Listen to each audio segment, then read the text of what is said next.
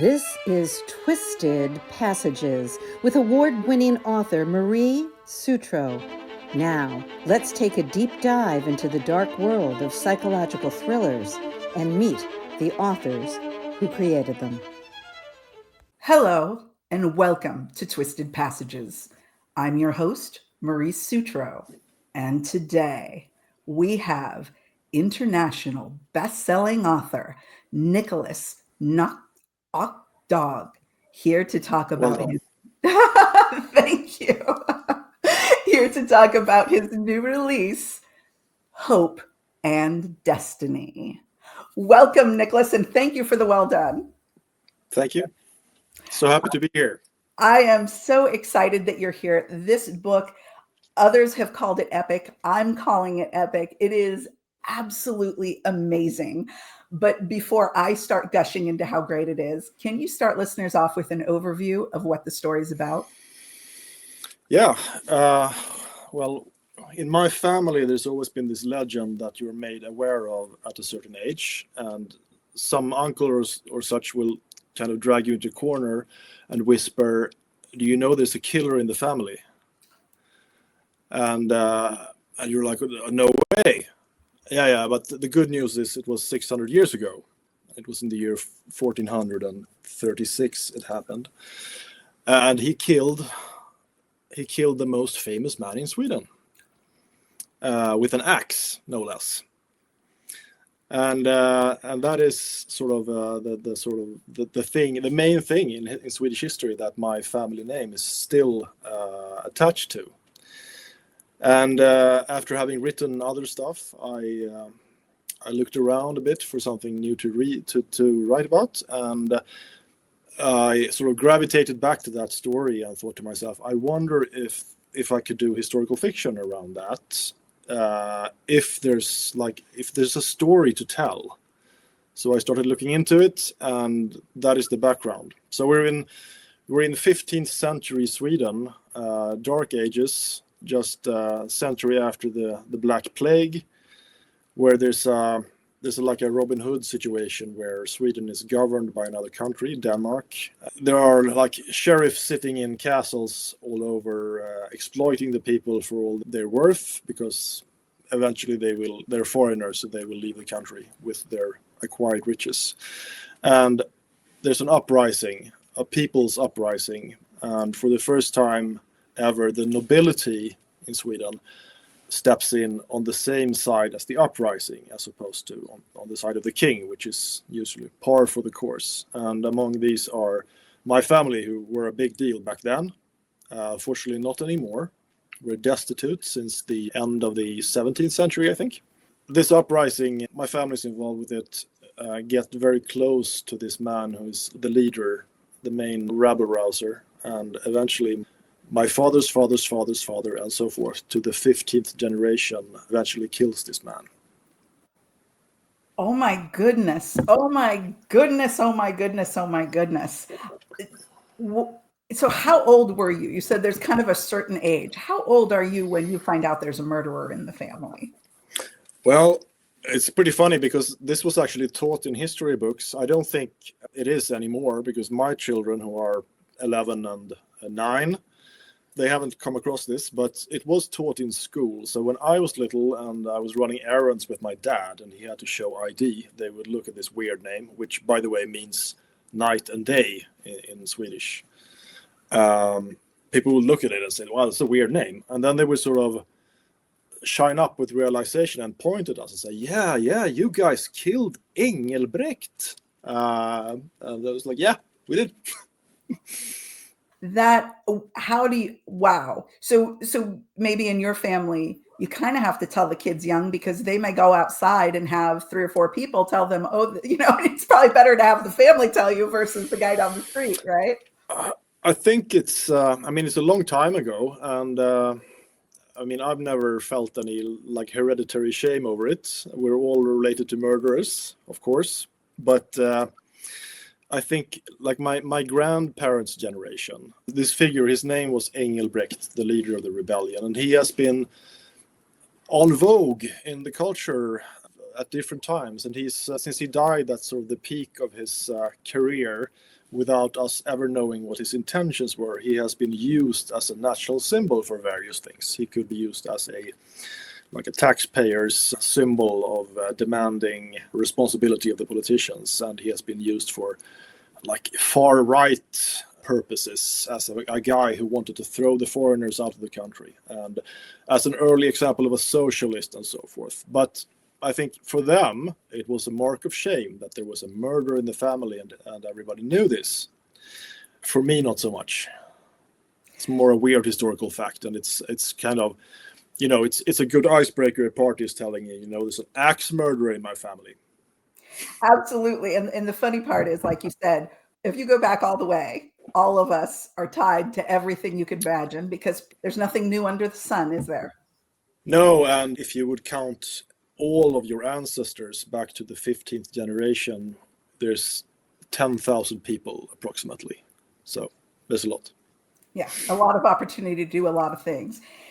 You did so many amazing things in this story, principle of which was to wave that magic wand and send the reader back to the 1400s. I know you've had a very successful trilogy set in the 1790s. How much harder was it to back up that many centuries and to get into the hearts and minds of people living in that era? A challenge for sure, since the source material is not good in Sweden. A few generations earlier, we're almost in fairy tale country. It gets difficult to prove that people even existed. As for the mindset, Sweden was Catholic at the time, and of course the medieval kind of Catholic. And we've been Protestant since the 1500s, and today we're the most secular country there is. So trying to imagine a world where people, spoke to saints on a regular basis and really believed in God and in heaven and hell, that is very foreign and exotic to me. I'm not an original researcher, and I have no historical academical credentials. So I lean heavily on the wonderful historians who have done a beautiful job of retelling all of this, but it's hard. 1790s has the opposite problem, because there's so much source material that you could read to the day you die without ever having covered even a bit of it. The main difference is that from that period you have diaries, so the common man can kind of speak to you across the centuries, and you can have a pretty clear picture of what was on their mind and what kind of world they were living in and how they felt about it. One of the characters I wanted to talk to you about is a character who goes by, I believe it's her nickname, Stina.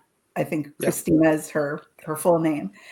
And she is such an amazing character in this story, because women in that time were not living the lives that they're living today. They didn't have the abilities, the options, the resources available to live out the types of lives they wanted to.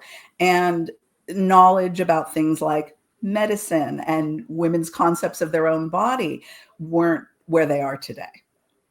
Yet you went back to that time perfectly, and you gave us a character who is very rooted in the superstition and that kind of lore that people who were celebrating, festivals every week were in. Yet you gave us this extremely powerful, capable woman. Yeah, it was pretty funny, because I had pitched the idea of this novel to my publisher, who was, and I think actually my agent was responsible for this. And the pitch went something like, it would be a Game of Thrones like medieval Swedish drama and it would be about his family as well. So he has special insights. And when I kind of delivered my script, I was more like, it's also very much about menopausal women in the Dark Ages, because I find that much more fascinating. We've already read Game of Thrones, but Stina, who is my grandmother 16 generations back, I had a lot of prejudice about the Dark Ages, and I think actually that comes from Hollywood a lot. Traditionally, the movie Ivanhoe is aired every New Year's Day in Sweden, so everybody watches that movie hungover ever since first time you got drunk on New Year's Eve. But it's a weird tradition. We also watch Donald Duck on Christmas, but it's another story. Okay. Super weird. Okay. But anyway, the sort of conception of the medieval times comes very much from like Excalibur and the Arthur myth and all the things Hollywood has done with this over the years. So I expected to find that kind of world when I did my research, and a part of that would be women would be very repressed, and it will be a very patriarchal society. They would be married off. They have like a sexual value to the family, which gets pretty disgusting with, child brides being married off to evil knights somewhere. And I didn't find any of that at all. If you're a noblewoman, you would always belong to your noble family. And they didn't have names back then, but they had shields, coat of arms. She would always belong to that. She would never be a part of her husband's family or have his name. And a part of Catholicism is that there was an enormous cult worshipping the Virgin Mary. As apart from now, when our concept of a Protestant God, anyway, is a bearded old man. Back then, people worshipped a female deity, which I find fascinating and very healthy as well. And there are many, many examples of these women from noble families who had ambition and courage to stand up to everybody. They could go far, and there were no formal restraints limiting them to doing sewing in a corner somewhere. And it is an historical fact in the book that she was the one who defended a castle given to my family. The father of the family, her husband, was he scurried away somewhere, but she stood her ground and she defended that castle, unsuccessfully as it turned out, but still she did that. It was so very epic and so very inspiring, because you mentioned her being a menopausal woman and how she would have processed, which is what I was trying to veil under the veil I was alluding to with the medical knowledge. But you just did that so well, and you got into her heart and her head and made it so identifiable. And that scene at the castle, oh my goodness, someone please make this into a movie, because that was so absolutely, again, I'm going to drop the word epic, I know, but it was so very good. I was on Team Stina all the way throughout the whole book. Thank you. I really love her. It's so weird when you write a character, and I think it's hard to sort of, I don't want to mythologize it too much. I mean, you're a writer yourself, and you hear a lot of people saying stuff like, she came to me, but it's more like they kind of take shape. You have a conception of them, and you start writing the character, and suddenly their lines get written in a certain way that's not a conscious choice, but from that will follow a lot of other decisions. So if she says that she can't really be the way I imagined her to be, but better if she was someone else, and they kind of grow organically. And as a writer, let's not joke about it, it's a tedious job from time to time, which will have like epiphanies on a 6 monthly basis or something if you're lucky. But when that happens and you get the illusion that the story wants something of its own, it's like it's the best feeling. And she was one of those. It came through completely, because like I said, she is a magical character, but it's truly a cast of magical characters, whether it's Magnus, whether it's Bishop Canute. There are so many characters that I fell in love with. And I have to say, you really had me from the beginning.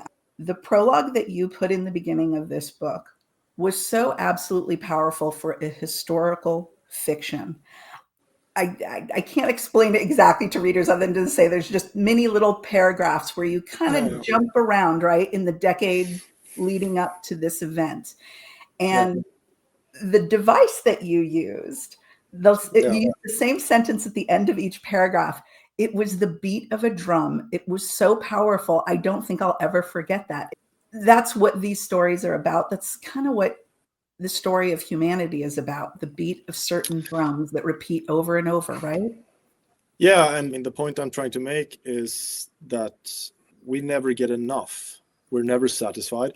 And I think the tragedy of it is that is the secret behind human evolution. We need to always strive for something. And I always, in all my writing, I remember, I think this is an American research project that was made, where scientists asked people of all walks of life how much they would need to earn to be completely satisfied. And regardless of the income, everybody answered the same, twice as much. You can ask this of Elon Musk, and he will say twice as much.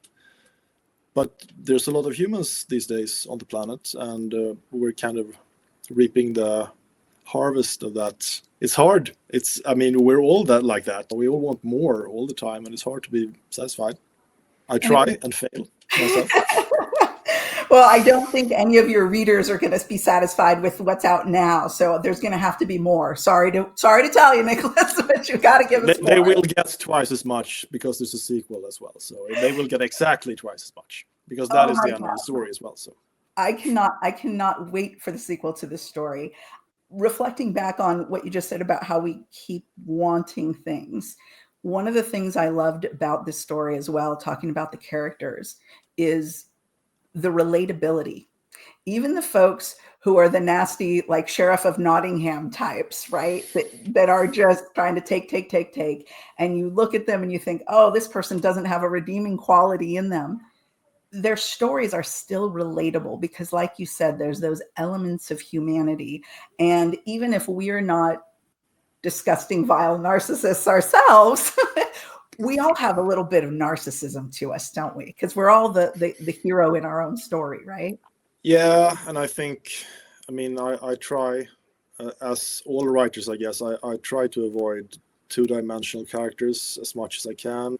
Now I have a historical background, of course, so I need to work with people who actually existed, even if a lot of their personality, of course, is conjecture on my part. But when you create a person who will basically have the function of a villain, you run the risk of not kind of building the motives of that character correctly. And the answer to the question of why he or she does what he or she does will be, well, he's just plain evil.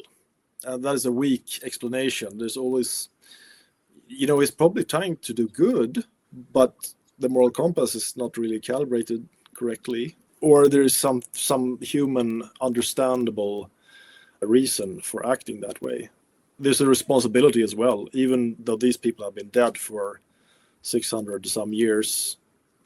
It's scary to try to realize that, these people were actually alive, and nobody will object to anything I do because everybody's dead long since. But it's still a responsibility to kind of try to understand them and be fair.